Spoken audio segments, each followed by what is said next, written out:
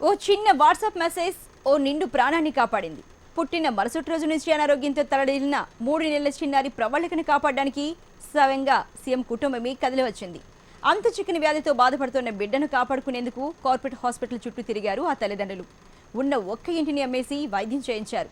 చివరకు డబ్బులు కట్టలేక ఏం చేయాలో పాలుపోని పరిస్థితుల్లో పాప తల్లి మౌనిక మంత్రి కేటీఆర్కు వాట్సాప్ మెసేజ్ పంపించింది. దాంతో స్పందించిన కేటీఆర్ అన్నీ తానే చూసుకుంటానన్నారు. ఆయన చేసిన సాయంతో అనారోగ్యం నుంచి బయటపడిన చిన్నారి కుటుంబంతో మా ప్రతినిధి సతీష్ ఫేస్ టు ఫేస్. అనారోగ్యంతో బాధపడుతున్న 3 నెలల చిన్నారి ప్రవళికను ఆసుపత్రిలో నుంచి డిశ్చార్జ్ చేయడానికి రాష్ట్ర మంత్రి కేటీఆర్ స్వయంగా తాను ఆ బాధ్యతను తీసుకున్నటువంటి పరిస్థితిని మనం చూస్తున్నాం. తల్లి మౌనిక గారు మనతో పాటు ఉన్నారు. అమ్మ, అసలు ఏం జరిగింది, ఏంటి మీ పాపకి ఏంటి ప్రాబ్లం? మా పాపకి ఫస్ట్ బ్రీతింగ్ ప్రాబ్లం స్టార్ట్ అయ్యింది. తర్వాత ఆమెకి 5 టైమ్స్ అట్లా బ్రీతింగ్ ఆగిపోయి మళ్ళీ బ్రీతింగ్ స్టార్ట్ అయ్యింది. తర్వాత చాలా హాస్పిటల్లో తిప్పినాం అనమాట. ఎక్కడ చూసినా అసలు చాలా చనిపోతుంది అన్నారు.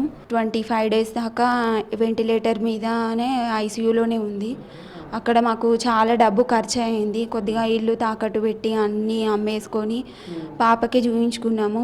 మళ్ళీ డిశ్చార్జ్ అయ్యే టైంకి పాప మళ్ళీ ఎలాగా స్టార్ట్ చేసిందో బ్రీతింగ్ ప్రాబ్లం మళ్ళీ అలాగే స్టార్ట్ చేసింది. తర్వాత మీరు ఈ ఆసుపత్రికి తీసుకురావడం జరిగింది. ఇక్కడ అంటే మీరు డబ్బులు కట్టలేని పరిస్థితుల్లో మీరు మంత్రి కేటీఆర్ గారిని కూడా సంప్రదించడం జరిగింది. అసలు ఎట్లా మీకు ఆలోచన ఎలా వచ్చింది, అసలు ఎలా సంప్రదించారు? నెట్లోకి వెళ్ళి నంబర్స్ తీస్తే ఫస్ట్ సీఎం సార్కి వాట్సాప్ చేసినాము.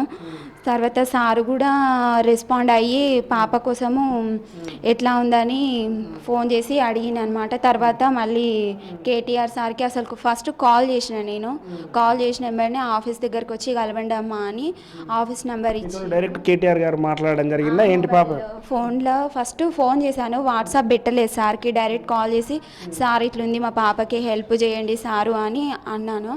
అయితే సార్ అన్నారు, సరే అమ్మా ఆఫీస్ దగ్గరకు వచ్చి కలవండి అంటే నేను ఆఫీస్ నెంబర్ తెలియదు సార్, మాకు అక్కడ అడ్రస్ తెలియదు నాకు అంటే, సరేనమ్మా నంబర్ ఇస్తాను అని ఆఫీస్ నెంబర్ సార్ ఇచ్చారు.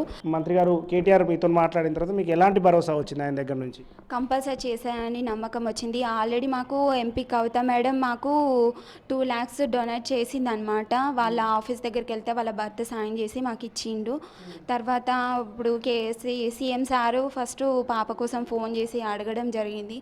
తర్వాత సారు కూడా వెంటనే అసలు రెస్పాండ్ అయిపోయి మా పాపకి నేను చేస్తాను హెల్ప్ అని ఇచ్చిండు. సార్ మీద చాలా నమ్మకం, వాళ్ళ ఫ్యామిలీ మీద మాకు చాలా.